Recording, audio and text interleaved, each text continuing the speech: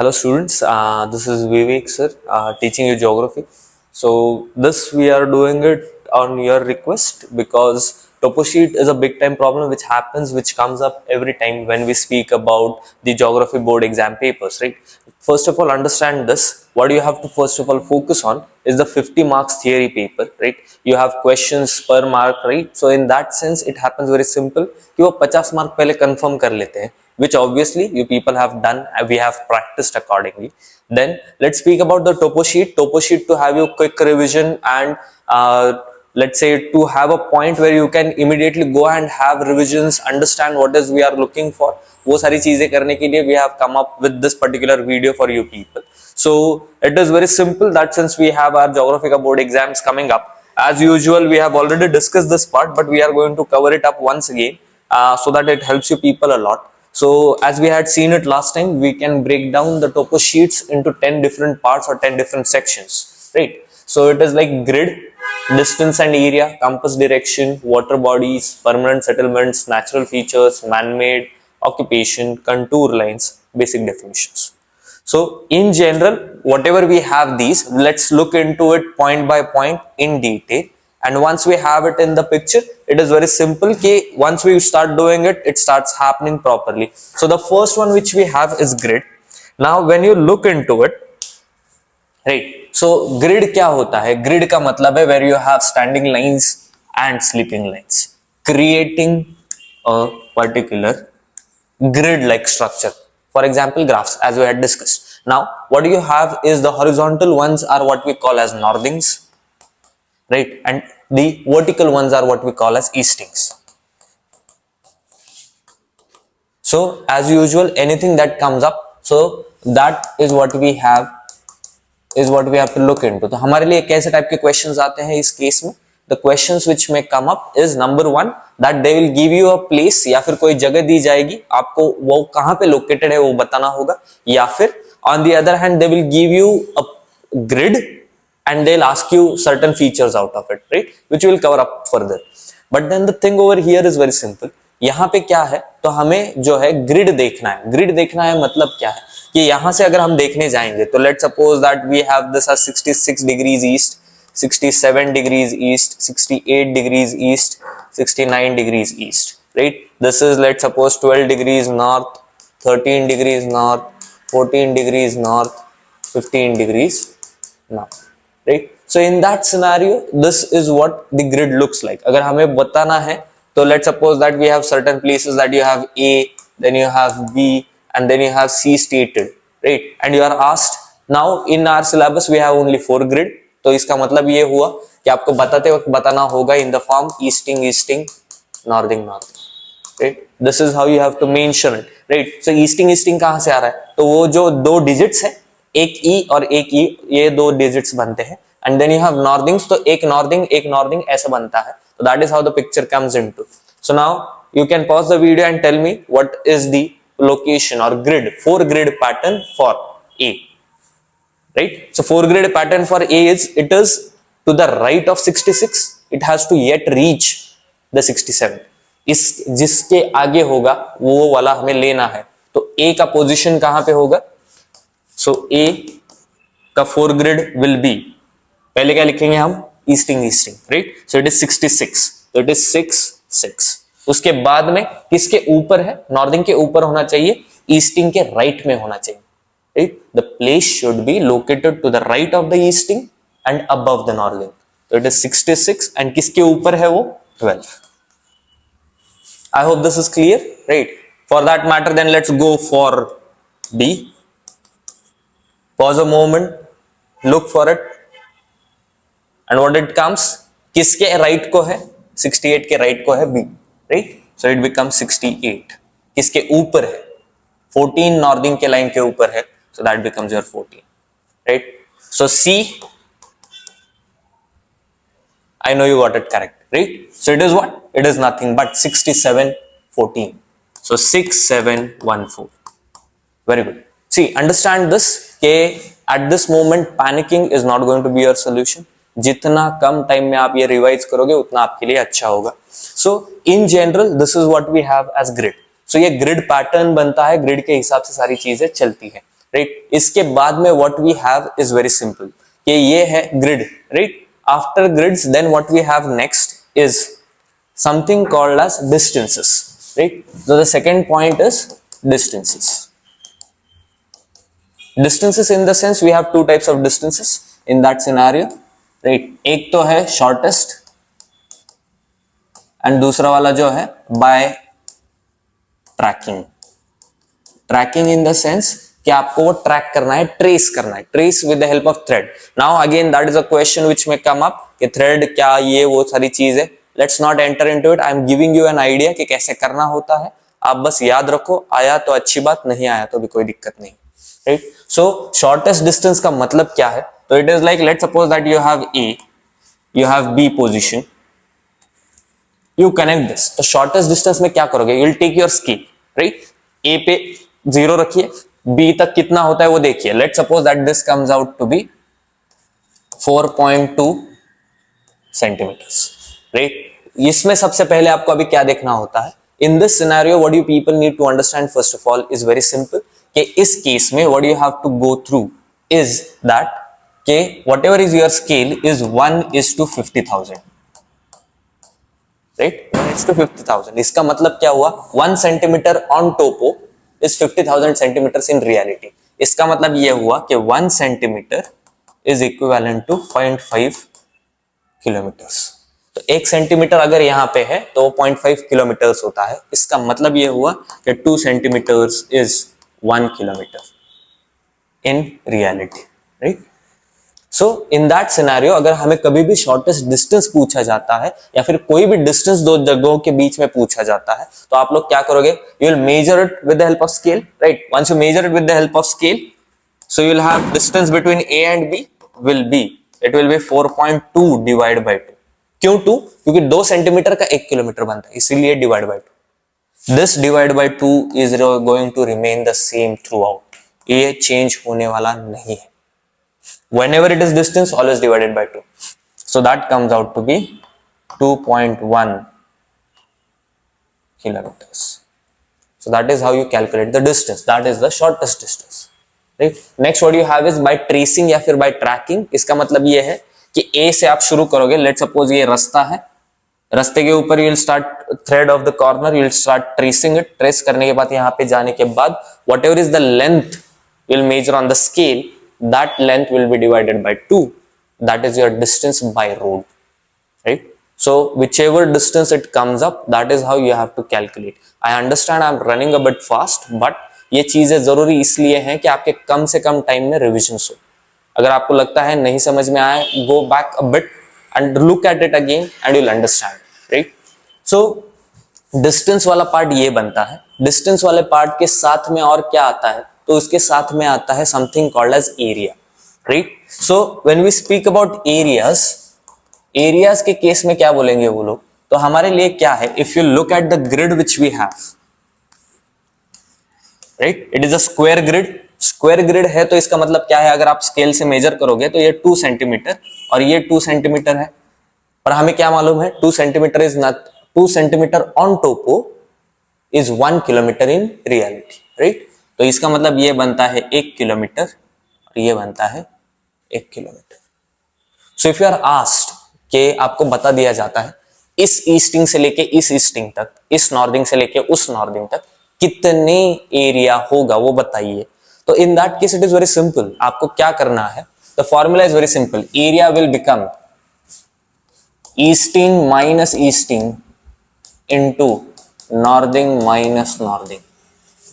मतलब क्या है कि समझो अगर हमें बोला गया कि हमें ये 10 है, 11, 12, 13, right. This is what you have as 66, 67, 68, 69, right. So these are what are eastings, these are what are northings. In that scenario what we have is very simple कि यहाँ पे क्या हो रहा है?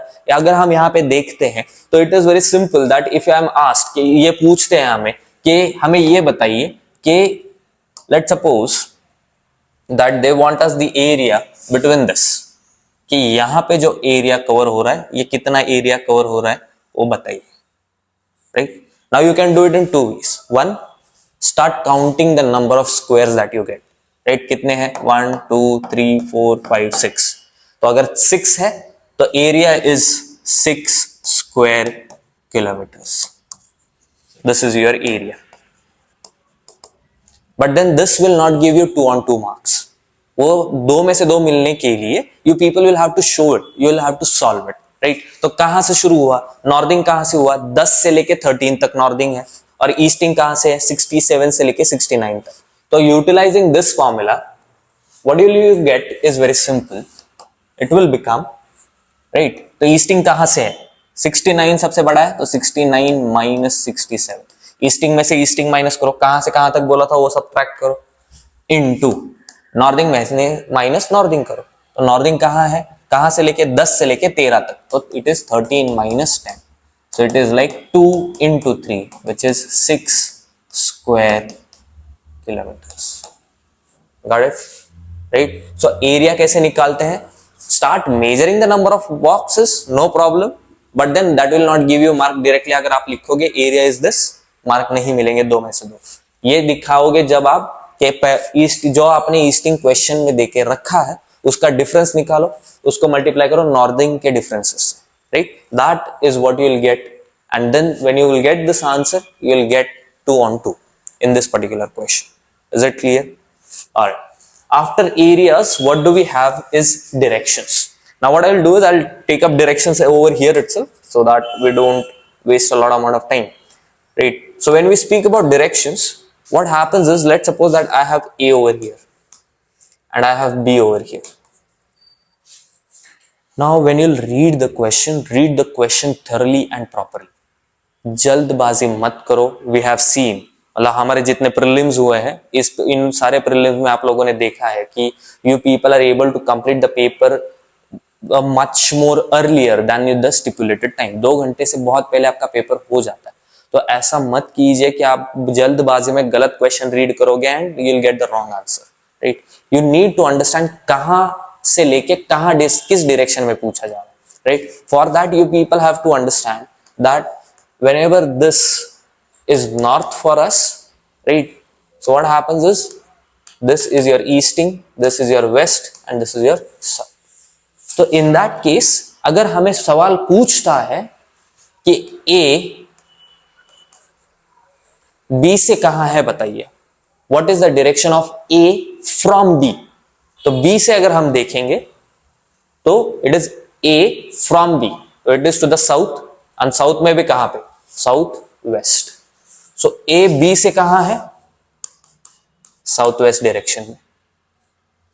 ऑन द अदर हैंड अगर ये पूछा जाता है B A से कहां है, तो आपको B यहां पे A यहां पे रखना पड़ेगा एंड B यहां पे आ जाएगा. That is what will happen, A and B, right. यहां पे अगर आप ड्रॉ करते हो कि this is your north and this is what becomes, तो it is to the north east.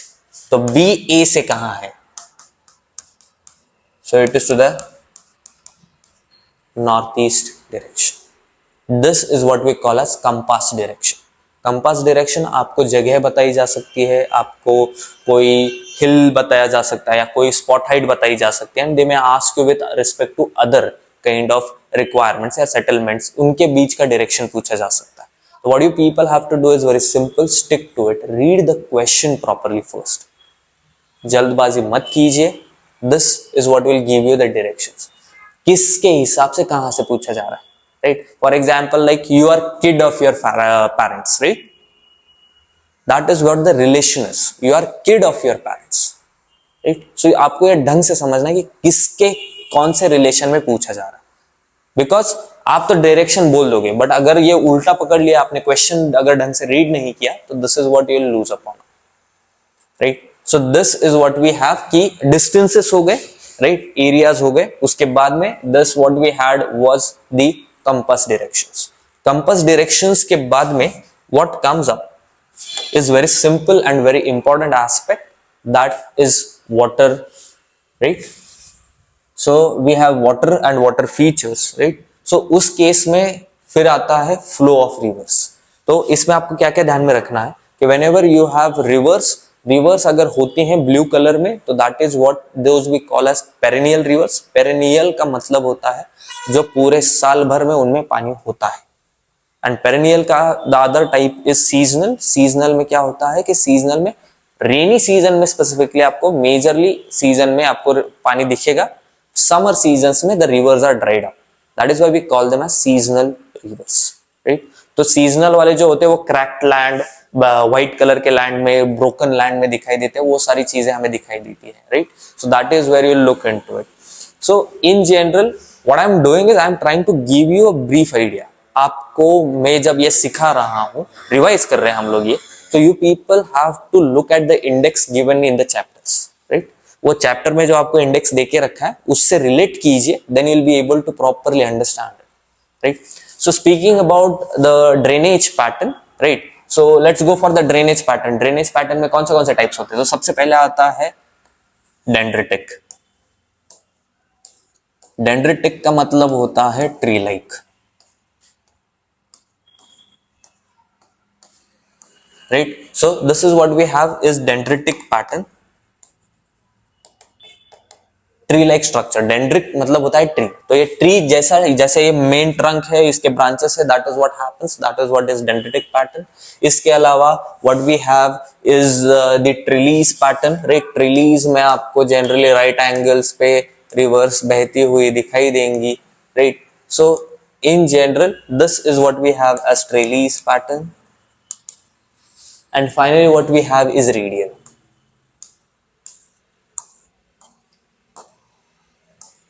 So this is what becomes radial. अब radial में भी दो टाइप्स आएंगे आपके लिए, it is for that matter, it depends के direction of flow of the river कहां पे है। तो अगर ये रिवर्स बाहर फ्लो हो रही है फ्रॉम द सेंटर, तो इसका मतलब it is representing mountain, right. अगर ये रिवर्स अंदर फ्लो हो रही है, अंदर इन द सेंस के सारे रिवर्स एक ही जगह पे आ रहे हैं, तो जनरली आपको यहाँ पे एक वाटर बॉडी जनरेट होती हुई दिखाई देगी, राइट। अगर सारे रिवर्स अंदर आ रहे हैं तो इसका मतलब वाटर बॉडी जनरेट होना चाहिए, right. So in that sense it is very simple कि अगर ये रिवर ऐसे फ्लो हो रहे हैं inside, so that is what is creating, तो ये वाले स्ट्रक्चर को हम कहेंगे वैली।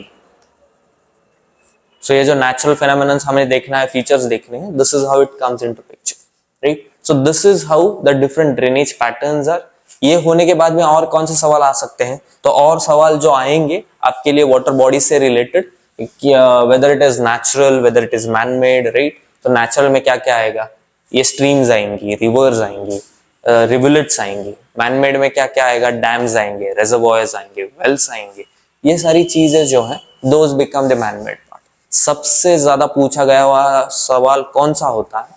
तो द मोस्ट आस्क्ड क्वेश्चन और the most likely question is they are asking you the direction of the flow of the river. तो अगर रिवर फ्लो हो रही है, राइट, सो हमें तो इतना मालूम है कि रिवर का डायरेक्शन दिया जाता है with an arrow.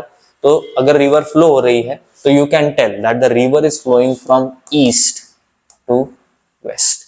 Again the same logic, ये हमारे लिए नॉर्थ है, राइट। तो ये नॉर्थ है, तो this becomes your east, west and south. Always remember, north की तरफ फेस कीजिए, your right hand will indicate east, your left hand will indicate west. Is it clear? Now the question which comes further is which bank of the river. Bank of the river में आपको यहाँ पे direction नहीं बताना है, आपको बताना है whether it is left bank या फिर राइट बैंक। ये कैसे पता चलेगा? You will put yourself in the river, look in the direction where the river is flowing. वो फ्लो होते वक्त जब आप देखोगे तो आपका राइट हैंड साइड जहां पे होगा, तो अगर आप खुद को रखिए यहाँ पे, उस डायरेक्शन में देखिए, देख लिया, देखने के बाद आपको क्या दिखता है? Your right hand is coming over here, your left hand is coming over here, right. So उस हिसाब से this becomes your right bank and this becomes your left bank, right? So this is how the structure, right and left banks of the river comes into picture. तो अगर सवाल पूछा जाता है what is the direction of the river flow, तो वो directions में आएगा, south west, north east, north south, east west, ऐसा।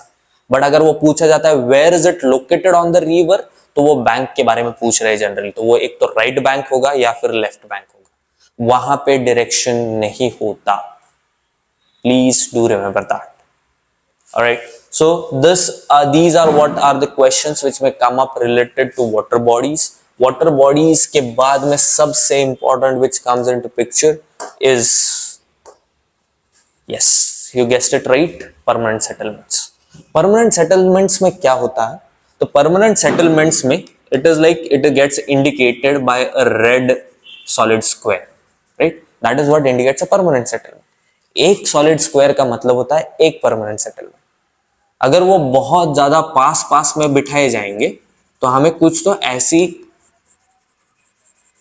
चीजें दिखना शुरू हो जाए, right? So if this is what is happening कि एक ही जगह पे बहुत सारे सेटलमेंट्स कॉन्सेंट्रेटेड है, right? So that is what we call as nucleated या फिर clustered. Now since you are ICSE students, हमारे लिए मेजोरिटी अगर हम ICSE के हैं तो इसमें क्या है, हम majorly we are living in city areas. तो दिस न्यूक्लिएटेड या फिर cluster settlement what does it indicate? It indicates nothing but it indicates township या फिर you can call it as city या फिर अर्बन एरियाज. क्योंकि we know cities are highly congested, वहां पे सेटलमेंट्स बहुत करीब करीब है, तो this is what it becomes nucleated या फिर क्लस्टर्ड या फिर ये सेटलमेंट्स होते हैं. और वो कहाँ पे होंगे? टाउन, सिटी या फिर अर्बन एरिया. इसके अलावा what you people get is scattered. एक सेटलमेंट यहाँ पे है तो दूसरा यहाँ पे है तो तीसरा यहाँ पे है, राइट? यहाँ पे है. तो the settlements are far far away from each other, तो इसे हम कहेंगे स्पार्स, राइट? स्पार्स या फिर we can call it as scattered या फिर कहा जाता है डिस्पर्स्ड. डिस्पर्स मतलब फैला हुआ, बहुत बहुत दूर दूर, राइट? यह कहां पे दिखाई देगा? Majorly rural areas, right? That's correct. So it is nothing but rural areas या फिर also we call it as villages. See, आपको याद है, आ रहा है. Believe in yourself, be confident enough, आपको आ रहा है, बस आपको थोड़ा सा रिविजन्स की जरूरत है. That is what we are trying to do here. Is it clear? Do not panic, be calm and compose enough, हो जाए. उसके बाद में इसके अलावा और एक है last type which is we call as the linear one. Linear का मैथ्स में हमने पढ़ा होगा बहुत सारे बार इंग्लिश में भी पढ़ा है. लीनियर का मतलब होता है इन अ लाइन, राइट? तो एक लाइन में अगर सेटलमेंट्स देखने को मिलते हैं तो we call it as linear settlements. ये कहां पे देखने को मिलेंगे? मेजरली जहां पे स्ट्रेट लाइन कुछ तो हो. For example roads, right? जो ऐसे हमारा मेन रोड है, हमारे मेन रोड के दोनों बाजू पे हमें बिल्डिंग्स दिखाई देते हैं, परमानेंट सेटलमेंट्स है, राइट? सो दिस रोड, इस रोड के आजू बाजू you have linear settlements. Similarly majorly banks of the reverse, bank of the river के आजू बाजू आपको सेटलमेंट्स देखने को मिलते हैं एक लाइन में along the banks, right? So that is what we term as linear settlements. तो ये जो settlements है आपको मेजरली बताया जा सकता है, पूछा जा सकता है टाइप, राइट? तो इट इज वेरी सिंपल कि बहुत कंजेस्टेड टाइप है तो अर्बन एरियाज, बहुत स्पार्स टाइप है तो we call it as a rural areas, and this is where you have linear settlements. So majorly जो टोपो शीट में बहुत ज्यादा एक जगह पे लाल रंग हो जाता है तो those are nothing but townships या फिर मेजर सिटीज, राइट? तो वहां पे इससे आगे क्या बनता है? फिर इससे आगे बनता है the let suppose occupations. Occupation से कैसे होगा? तो ऑक्यूपेशंस के लिए you people have to come up with the different colours, right? Different colours in the sense in your text book. I am not going to bring it over here क्योंकि मैं बस आपको एक एग्जांपल दे दूंगा, but then you people need to understand, you need to go and look. जब तक आप नहीं देखोगे आपको याद नहीं रहेगा, right? So it is like कि ग्रीन कलर अगर आपको टोपो शीट में बहुत ज्यादा दिख रहा है तो that is indicating vegetation, right? अगर वो वेजिटेशन दिखा रहा है मतलब वो फॉरेस्ट्री है. फॉरेस्ट्री में क्या होगा? Hunting, gathering, collection, Honey collection, right? Goods collection from the forest, right? Fire, forest produce, वो सारी चीजें होती है, वो वहां पे मेजर ऑक्यूपेशन होगा. इसके अलावा आपके पास क्या है? लेट सपोज येलो कलर है. Yellow colour indicates what? Cultivable land. Cultivable land का मतलब क्या है? Agriculture, farming, that is your major occupation, right. ये सारी चीजें आपको ऑक्यूपेशन में देखनी होती है। एंड अंडरस्टैंड दिस कि एग्रीकल्चर हर जगह पे होता ही है, right. And if they are asking a specific let's suppose the occupation, तो अगर आपको वहां पे कोई पुलिस स्टेशन दिखता है, पोस्ट ऑफिस दिखता है, तो you can write those parts also age occupation. की पुलिस स्टेशन दिख रहा है मतलब इट इज ऑब्वियस कि पुलिस होने चाहिए, सही बात है ना। तो when you have police over there, the police is what is one of the occupations, right? Then what you have is very simple, postman is what one of the occupations. So in that manner you have to understand colour के हिसाब से। तो ये कौन से colour है, if you people remember, green, yellow, black, white, brown, right? So there are different colors which are given, उसके हिसाब से occupations decide होंगे। water body है, pond है, lake है, तो वहां पे we can have fishing as one of the occupations, right. तो ऑक्यूपेशंस आपको ढंग से बताना आना चाहिए, एंड वो ऑक्यूपेशन आप क्यों बोल रहे हो उसका आपको जस्टिफिकेशन देना आना चाहिए, राइट। कि आई सी अ वाटर बॉडी, यहाँ पे लेक है तो फिश होंगे तो इसीलिए फिशिंग। यहाँ पे मुझे लेट्स से पुलिस स्टेशन दिख रहा है तो police is one of the major occupations. Yellow colour है तो majority will be farmers, right. This is what you have to justify your answer, right. ये बनता है ऑक्यूपेशन के बारे में। This was all about let's say occupation. उसके बाद आता है लेट्स सपोज दी फीचर्स, कि जैसे हमने सबसे पहले देखा था we had seen about the grids, right. तो 4 ग्रिड पैटर्न जो हमने पहले देखा, सबसे शुरुआत हमारी उसी से हुई।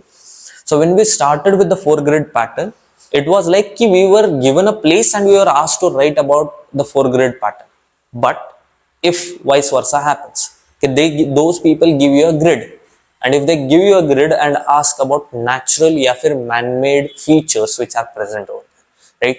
So उस हिसाब से अगर हम देखने जाएं, right? So what happens is the features तो features में आएंगे natural या फिर man-made जनरली बहुत आसानी से बहुत जल्दी मिल जाते हैं। कौन से आएंगे?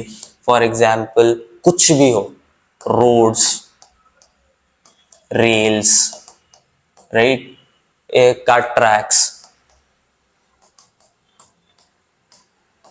Etcetera, anything related to transportation दिखाई देता है, ब्रिजेस, बिल्डिंग्स, कुछ भी, that all will become man, right. For example let's suppose police station है, पोस्ट ऑफिस है, राइट, या फिर रिलीजियस इंस्टीट्यूशंस है,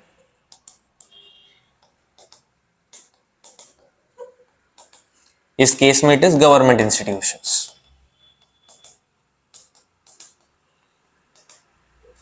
सो ये सारी चीजें बिकम मैन मेड। तो आपको ग्रिड दिया जाएगा, ग्रिड में आपको बस ढूंढना है उस ग्रिड में कहां पे कुछ दिखाई दे रहा है क्या मैन मेड वाला पार्ट, वो वाला आपको बस लिख देना है। रोड है तो रोड लिखो, कार ट्रैक है तो कार ट्रैक लिखो, रेलवेज है तो रेलवेज लिखो, या फिर ऐसा कोई चीज दिखाई देता है, मॉस्क, टेम्पल, ईदगाह, right. So those all thing can be easily written in case of man made. तो वो बनता है मैन मेड के लिए। फिर आता है natural in the sense of natural what you have is everything. Water bodies होंगी, तो वाटर बॉडीज में लेक्स होते हैं, पॉन्ड्स होते हैं, rivers, rivulets, streams, tributaries, distributaries, वो सारी चीजें आएंगी, राइट। उसके बाद में what we can write about after water bodies is the physiography.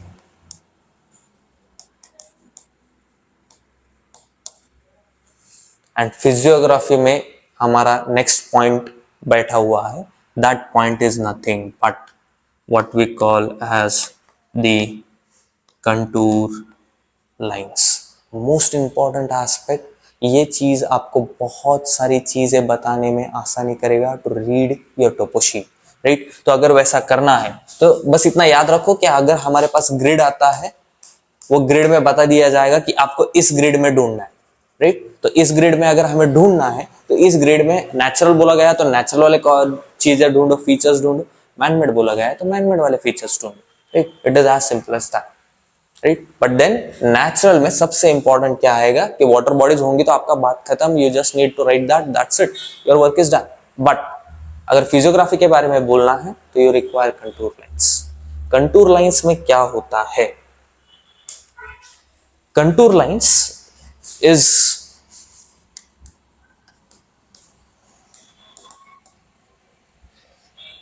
Now, for example, how can I explain it?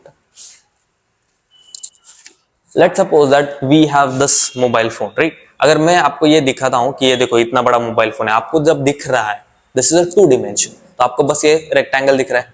But अगर मैं ढंग से दिखा दूं तो यू विल अंडरस्टैंड कि ये रेक्टेंगल नहीं है, राइट? इसको एक थिकनेस भी है, but this can not be showcased on the map. तो मैप पे अगर मुझे दिखाना है कि इसको थिकनेस है तो कैसे दिखाई जाएगी, right? So in that scenario you people have to understand this कि contour lines are what are being utilised, right? For example let's suppose just a moment.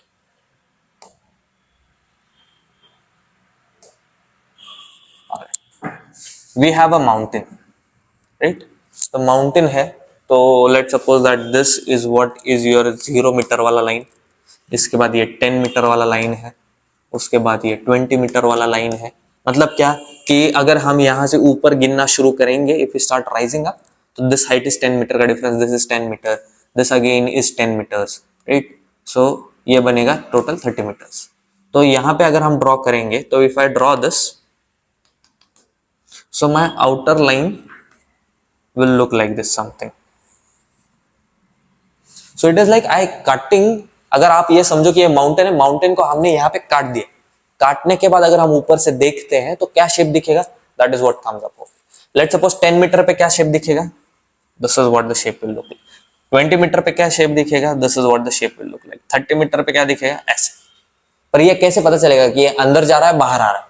तो that is where the height also comes in, right? For example यहाँ पे 0 metre है, फिर ये 10 metre वाला line है, ये 20 मीटर वाला लाइन है, ये 30 मीटर वाला लाइन है. तो अगर अंदर जाते जाते अगर आपको हाइट बढ़ता हुआ दिख रहा है तो this will indicate a mountain या फिर हिल, राइट? इसका उल्टा क्या होगा? इसका उल्टा होगा वैली, राइट? कैसे दिखेगा valley? Let's suppose that I have a valley, right? तो वही चीज कि ये 10 मीटर है, ये -20, ये -30, तो उस हिसाब से अगर हम ड्रॉप करेंगे, तो इफ आई ड्रॉ दिस, तो अगर मैं लिखता हूं, राइट, कि यहाँ पे is 30 metres, this is 20 metres, this is 10 metres. As you move in, height कम होती जा रही है, मतलब आप अगर अंदर आते जा रहे हो, हाइट कम होती जा रही है, तो ये क्या इंडिकेट करेगा? Valley, right? उसके उल्टा अगर आप अंदर जाते हुए हाइट इंक्रीज होती जा रही है, तो what will it indicate? This will indicate mountains. So this is how the contour lines will be utilized. This is how you can understand the physiography कि वहां पे माउंटेन है नहीं है, ये सारी चीजें उसमें दिखाई देंगी, राइट? इसके अलावा आपको क्या है, तो माउंटेन्स में स्पेसिफिकली आपको कुछ चीजें ध्यान में रखनी है कि the thing which comes up, now if you will observe, ये जो स्लोप है वो स्लोली ग्रो हो रहा है, ये वाला जो स्लोप है वो सडन है, राइट? सडन कैसे पता चला? तो यहाँ पे देखो ये थोड़ा सा स्लो, मतलब ये थोड़ा ज्यादा झुका हुआ है, ये बहुत कम झुका हुआ है, right? So in that sense what is happening is this side का स्लोप जो है, जो स्लोली ग्रो हो रहा है, we call this as gradual या फिर gentle slope. And this side वाला slope is what we call as steep slope. तो इसका जो कंटूर बनेगा वो कैसा बनेगा? तो इसके जो लाइंस बनेंगे वो ऐसे बनेंगे.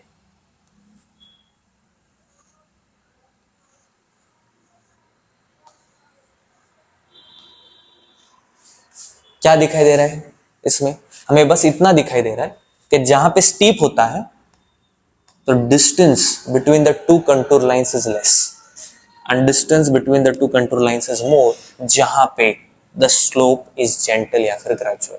तो इतना ध्यान में रखो कि कौन से, कभी कभार ऐसा सवाल आ जाता है कि कहाँ पे जेंटल स्लोप है, किस डायरेक्शन में ग्रेजुअल स्लोप है, right? So in this case you people need to understand that जहां पे कंटूर लाइंस का डिस्टेंस कम होगा, that is where you will have the steep slope. जहां पे कंटूर लाइंस का डिस्टेंस ज्यादा होगा, that is where you will have gentle या फिर ग्रेजुअल स्लोप, राइट? तो इसका सबसे आखिरी वाला पार्ट जो बनता है, that is what becomes the Cliff, right? Cliff का मतलब क्या है? क्या आपका एक माउंटेन आया एंड सडन नीचे चला आया, राइट? क्लिफ क्या अगर हम देखेंगे तो डायरेक्ट नीचे गिरेंगे, तो वो वाला जो होता है क्लिफ है, right. Currently you are over here. Now you have to jump so that you will get good marks in geography, right? So उसके लिए कंटूर सीखना जरूरी है। तो कंटूर अगर हम जब सीखेंगे तो इट इज लाइक कि अगर हम ऐसा वाला देखते हैं तो it is going to form in this manner.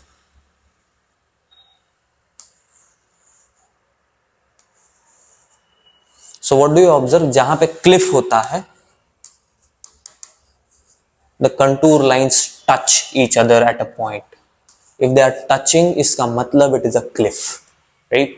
तो इतना ध्यान में रखना, कंटूर लाइंस कभी भी क्रॉस नहीं करते।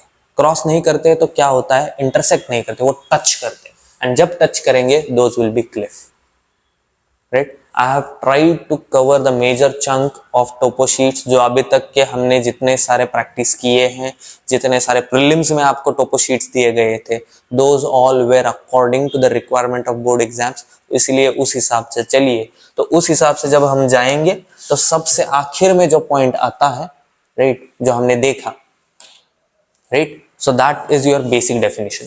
हर एक if you take up your text books, उसमें हमने ऑलरेडी डिस्कस किया था ये पार्ट के, जो आखिरी वाला सवाल है that is where comes basic definitions के आरएफ क्या होता है, राइट, स्केल क्या होती है, स्पॉट हाइट क्या होता है, रिलेटिव हाइट क्या होती है, छोटा वाला आर क्या इंडिकेट करता है, जो डॉट पॉइंट देने के बाद जो नंबर्स आते हैं वो क्या इंडिकेट करते हैं, वो सारी चीजें आपको बस याद रखनी है, राइट। दोज ऑल, वो जितने टोपो शीट्स है उसके हर एक के आखिरी वाले क्वेश्चंस पढ़ लो, you people will be able to do good in your exams, right? Just one thing, last thing, that do follow this, इसके अलावा और कुछ ज्यादा नहीं आएगा एग्जाम्स में। So consider this कि we have, let's say, worked hard throughout the year. This is the point where we have to showcase. So believe in yourself, you have done good, you are doing good, right? So all the best for your exams. See you next time. Bye bye and have a nice day.